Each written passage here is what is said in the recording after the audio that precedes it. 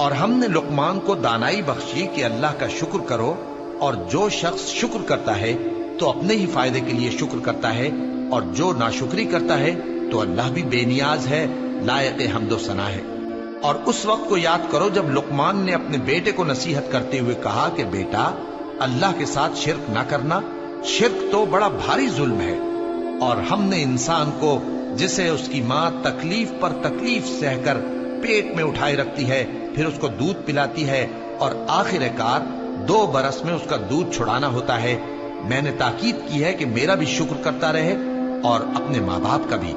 کہ تم کو میری ہی طرف لوٹ کر آنا ہے۔ اور اگر وہ دونوں تجھ پر زور ڈالیں کہ تو میرے ساتھ کسی ایسی چیز کو شریک کرے جس کا تجھے کچھ بھی علم نہیں، تو ان کا کہا نہ ماننا،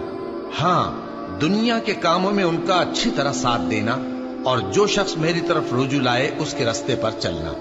پھر تم کو میری طرف لوٹ کر آنا ہے، تو جو کام تم کرتے رہے ہو سب سے تم کو آگاہ کر دوں گا۔ لقمان نے یہ بھی کہا کہ بیٹا، اگر کوئی عمل چاہے رائی کے دانے کے برابر بھی چھوٹا ہو، اور ہو بھی کسی پتھر کے اندر، یا آسمانوں میں مخفی ہو یا زمین میں، اللہ اس کو قیامت کے دن لا موجود کرے گا۔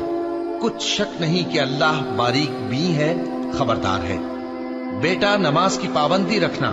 اور لوگوں کو اچھے کاموں کے کرنے کا مشورہ دیتے رہنا،